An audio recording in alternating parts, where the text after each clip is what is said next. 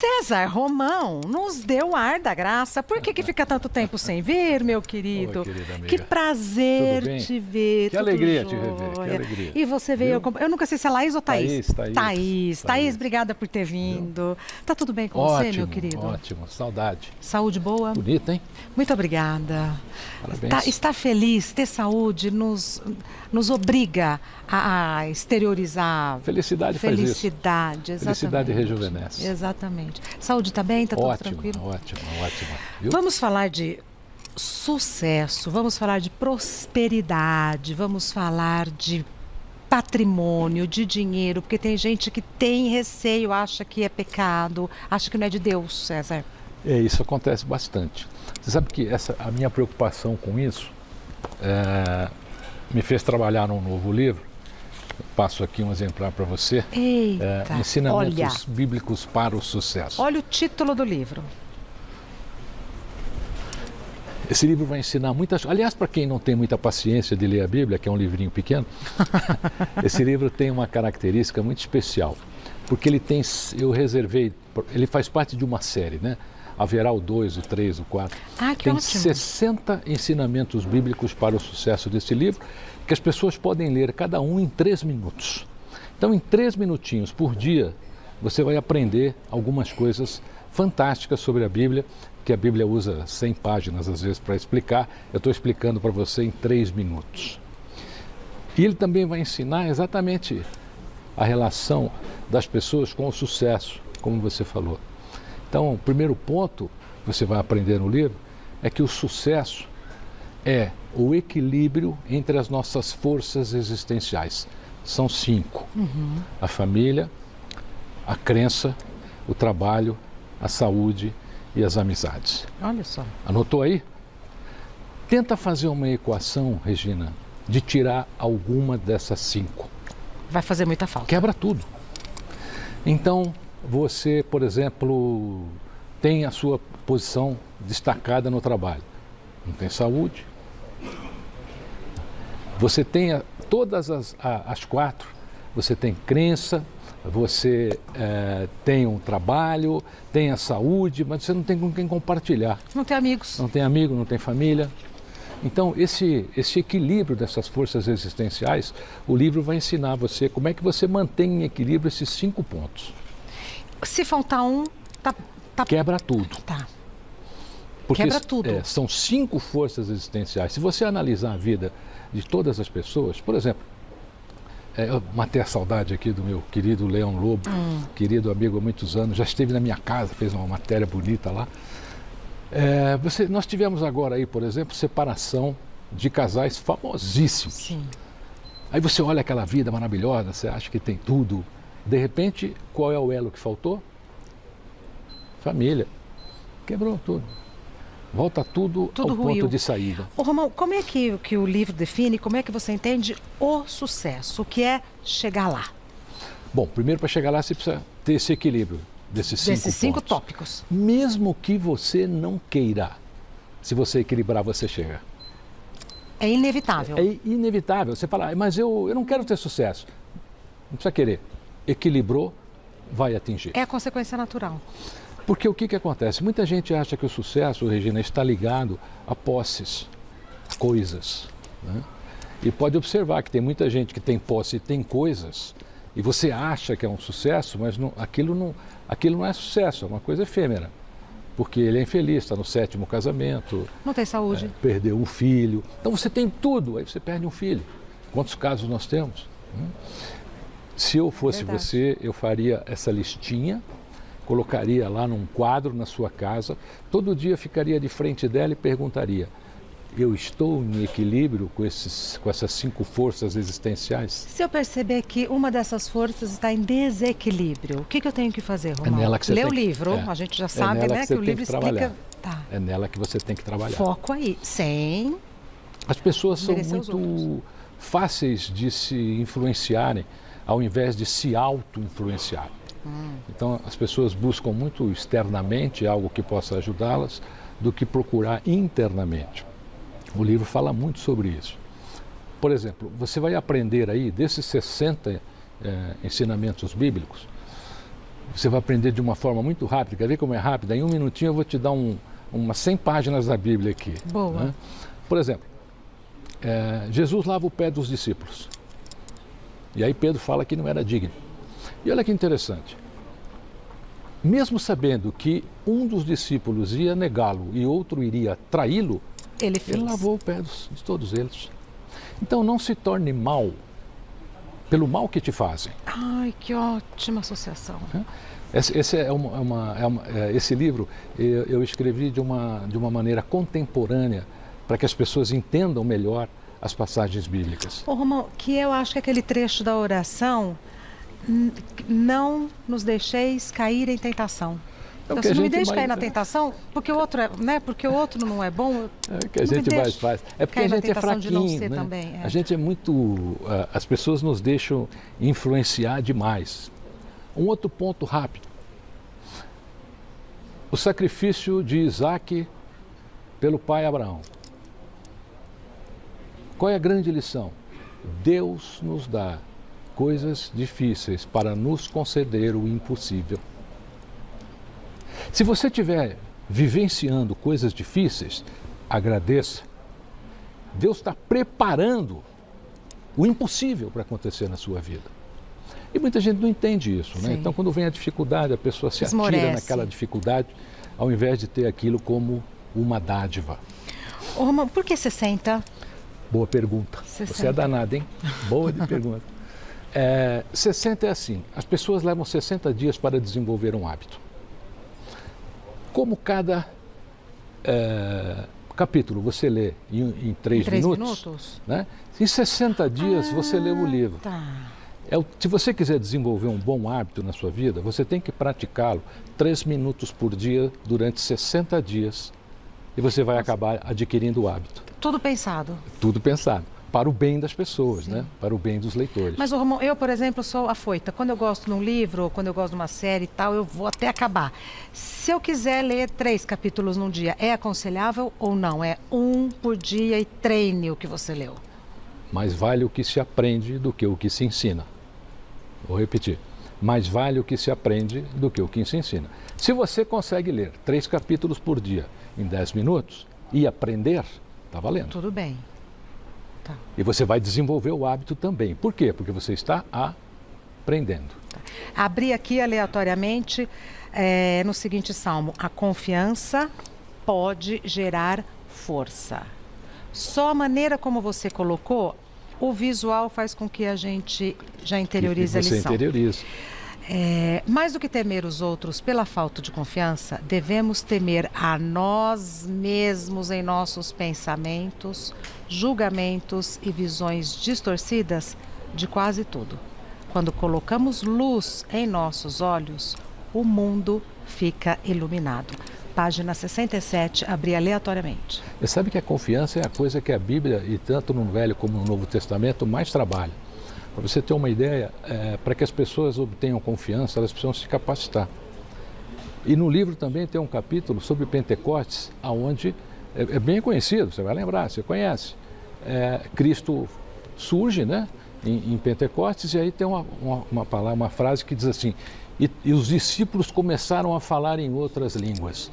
E é verdade, porque naquele momento o maior desafio dos discípulos era sair pelo mundo sem falar o idioma. Naquele momento, Cristo capacita os discípulos com o impossível. Com o impossível, eles saem falando em outros idiomas e por isso conseguiram atravessar o mundo. Não tinha época melhor para você lançar esse livro, hein, Romão? A gente está se aproximando aí do final do ano, que é uma época sagrado, de reflexão. Né, de reflexão. E sabe, Regina, falta muita espiritualidade para as pessoas hoje. Mesmo depois da pandemia? Você acha que depois da pandemia? Puxa, eu estou recordando aqui, né? A pandemia fez coisas mais desagradáveis do que agradáveis. Sim. Eu acho que a humanidade perdeu a grande oportunidade de se autorregenerar na pandemia. A gente tinha esperança de que saíssemos melhores, né? Mas a gente usou aquele prazo todo, aquele tempo, para reclamar. Então, por exemplo, você tem aí no livro também uma passagem dos 2 discípulos no caminho de Emaús, que andam 15 quilômetros ao lado de Cristo e nem percebe que Cristo está entre eles. Só quando Cristo aparece, tira a túnica, parte o pão e desaparece.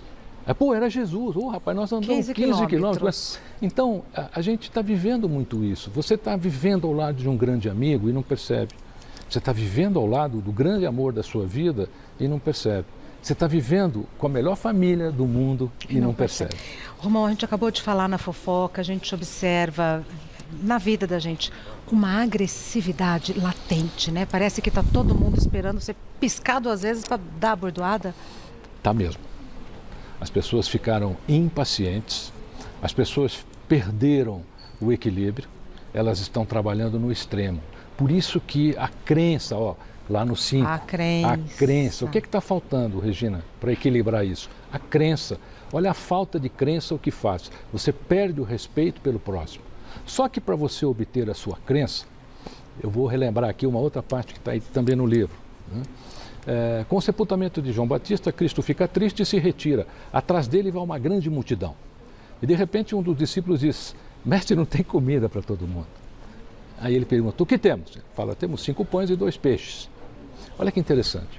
Aí ele faz a multiplicação dos pães e do peixe. O que isso nos ensina?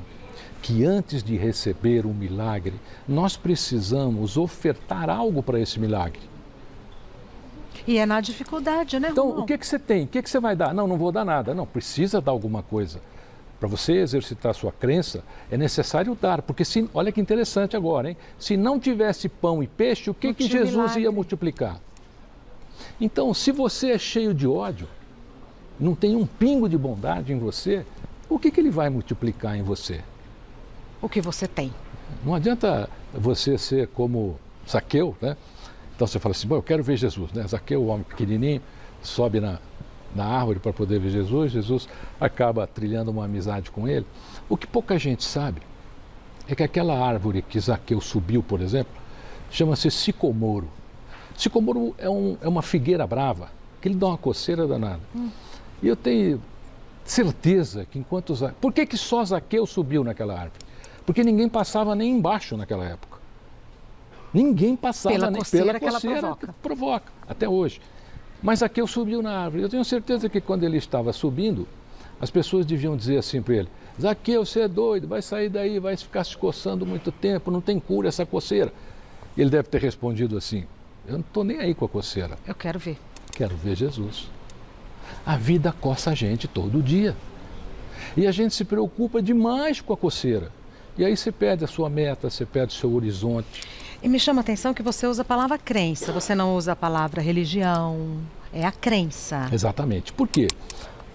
Porque no mundo nós temos, só na Índia, você tem 400 crenças, né? No Brasil, na Itália praticamente uma, crença católica. Eu chamo de crença porque são vários caminhos até o Criador. E normalmente cada pessoa tem a dela. Então não é uma discussão religiosa. O livro abre uma discussão de crença. De crença. E você, esse é o primeiro? Esse é o primeiro. Eu pretendo fazer o volume 2, o volume 3 e assim por diante. Como eu gosto muito de estudar esse assunto, esse tema da Bíblia, então eu pretendo dar seguimento a isso.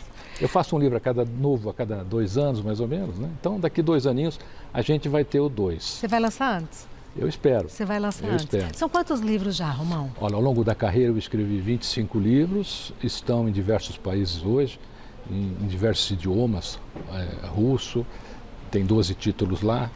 Aliás, eu recebi um recorte outro dia aí de um pessoal da Rússia que está jogando um dos meus livros lá na porta do Putin, né? E estão dizendo: leia isso, acaba com essa guerra. Eu fiquei até emocionado. Tem Itália, né? Países hispânicos praticamente todos eles, Alemanha. A Alemanha é um país bem frio também, e de repente eu posso dizer a você que acho que inaugurei essa área sobre religiosidade lá na Alemanha com os meus livros, né? Agora, 2 anos e pouco de pandemia, um ano muito estressante, muito por conta de política, pessoas se desentendendo porque os diferentes não estão conseguindo se conversar. O que você espera para 2023, Romão? Eu vou dizer o que é que vai poder mudar tudo isso. Eu não. Eu vou repetir algo que Jesus disse no Novo Testamento. Pode ser? Claro. Jesus escrevia na areia, levaram até ele uma mulher que estava sendo apedrejada, ia ser apedrejada, por adultério. E perguntam a ele o que ele faria. Na realidade era uma armadilha, né? Porque, segundo a lei de Moisés, tinha que ser apedrejado. Segundo a lei dele, não. Se ele dissesse que não, ele estava indo contra a lei de Moisés. Se ele acatasse a lei de Moisés, ele perderia os seguidores. Era uma armadilha para colocá-lo em xeque. Mas, no entanto, depois da terceira vez, Jesus se levanta, olha para todos e diz assim: quem não tiver pecado, que atire a primeira pedra. E a multidão foi embora. Ele olha para a mulher e diz: não vejo ninguém aqui para te condenar, eu também não te condeno. Vá e não peque mais. Que técnica humana, humanitária, Jesus usou para afastar aquela multidão? Simples.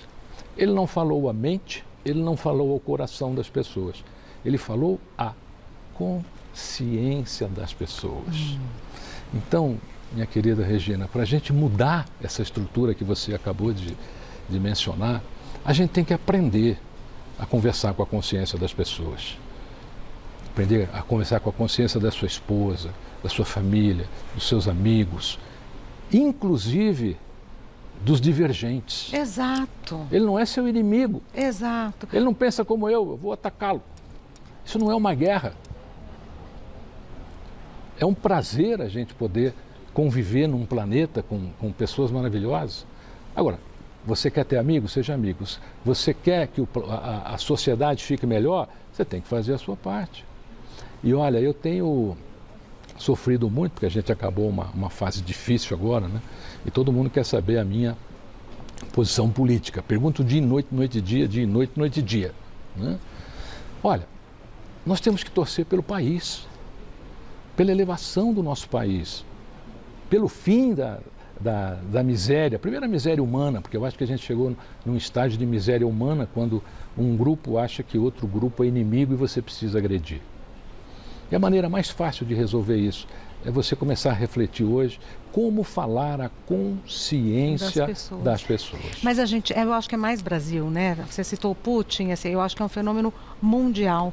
E aí me dá uma dor no coração, porque assim, a gente de novo está vendo as pessoas em guerra, mesmo a guerra acontecendo só lá na Rússia. Na minha opinião, querida Regina, tem duas vergonhas que são as maiores vergonhas da humanidade, na minha opinião. A escravidão e a guerra. Eu acho que isso envergonha a humanidade. Exato. Envergonha demais. A escravidão envergonha demais e a guerra envergonha demais. Por que acontece? Vamos voltar lá nos 5 pontos. Crença. A única matéria-prima que nos ensina a não violência é a crença. É a crença. A sua crença pode ser diferente da minha, mas a conduta pode ser muito semelhante. Pode ser seguramente igual. será. E seguramente será. Pode ser igual. Eu vejo muita falta não é falta de fé não, gente, não é falta de esperança, é falta de crença mesmo, a pessoa ser fiel a uma crença. Uhum. Ela tem um compromisso com a missão dela aqui no mundo. Se você perguntar para as pessoas qual é a sua missão, eu não descobri ainda, eu não sei, raramente as pessoas sabem. E sabe qual é a sua missão aqui? É ser gente. Essa é a nossa grande missão. Comece lendo um dos livros do Romão, o mais recente é esse. César Romão é escritor e palestrante. O site do Romão é cesarromão.com.br. César com S de sabedoria. cesarromão.com.br. No Instagram também, né? Também, no Instagram, Romão César. Isso, é o contrário, Romão César. Mas se você colocar lá César Romão, você chega. Outro dia eu passei na Alameda Regina Volpato. Lá no Olivardo? Lá no Olivardo. Que gentileza dele, né? Campeão. Que lugar maravilhoso. Sempre que posso, estou lá. Muito obrigada. Obrigado, viu? Fiz uma dedicatória especial para você. Eu já vi, consegui ler enquanto conversávamos. Espero revê-la em breve. Eu também. Não fique muito tempo sem vir, faz falta te ouvir. Vamos combinar o seguinte, chamou, eu venho, pronto. Combinado. Um beijo para a Thaís, Obrigado. Um beijo para os filhos, até breve, Obrigado. meu querido. Parabéns, viu? Da pandemia você se reinventou, né?